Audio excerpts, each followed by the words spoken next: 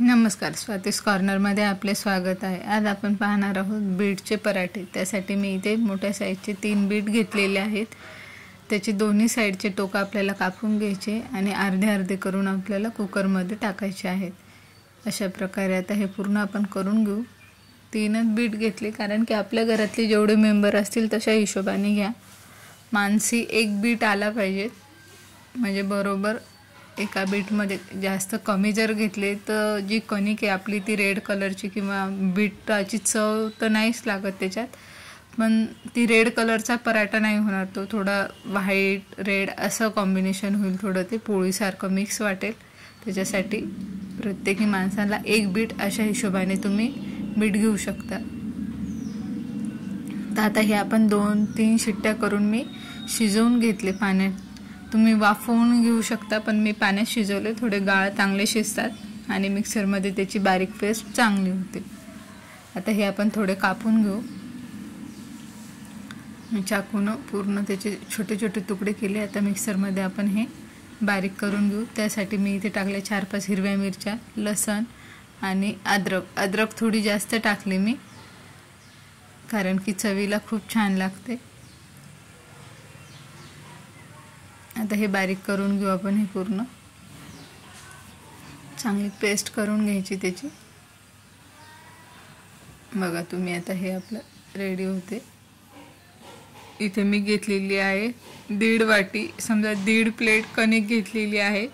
त्याच्या 6 पोळ्या आरामात किंवा 6 पराठे आपले आरामात होतात। अंदाज असा बरोबर धरलेला आहे मी, प्रत्येकी 2-2। थोडंसं जिरं टाकलं, ओवा टाकला हातावर चोळून आणि पहिले मीठ टाकलं होतं। तर आता हे आपल्याला याच्यात टाकून पूर्ण मिक्स करून घ्यायचं। जसं लागलं तसं तुम्ही टाका तुमच्या अंदाजानुसार। पाणी जर कमी टाकलं तर तुम्हाला कणिक कमी लागेल, पाणी जास्त जर टाकलं तर तुम्हाला कणिक जास्त लागेल।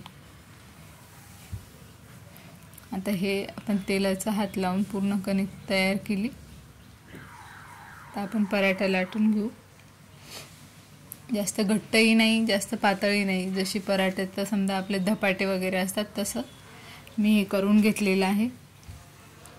आता हे आपण साधं सरळ गोल न लाटता, पोळी जशी आपण चौपडी पोळी करतो त्रिकोण तेल वगैरे लावून, तसाच पराठा आमच्याकडे आवडतो। कारण की त्यांना मुलांना पोळीचे जसे आतले पापुद्रे वगैरे काढायला आवडते तशी नरम, तसंच मी बनवणार आहे।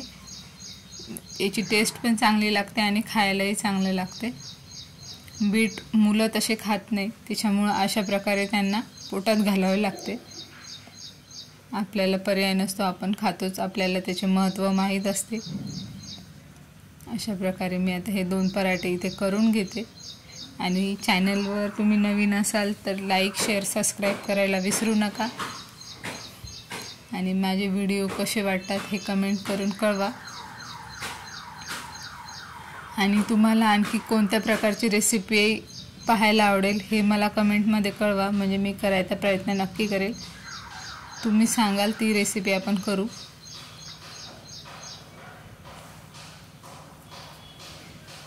आता हे 2 मी पराठे बनवून घेते इथे। माझ्या मुलाचा ट्युशनचा टाईम झालेला आहे, तर त्याला द्यायची गडबड आहे, कारण की तो जेवण करून जातो, त्याच्यामुळे गडबड चालू आहे त्याची, पण घाई चालू आहे, मम्मी झालं का। आणि हे मी सरळ साधं कोणती भाजी न करता, कारण की याच्यात थोडीशी मिरची टाकलेली, लसण अद्रक टाकलेले आहे, त्याच्यामुळे मी भाजी केलीच नाही। दह्यासोबतच खूप छान लागतात हे पराठे, आणि त्याला दह्यासोबतच दिलं। तुम्ही याच्यासोबत बटाट्याची भाजी पण करू शकता, गोबीची भाजी, सुकी भाजी करू शकता, पण दह्यासोबत बेस्ट आहे।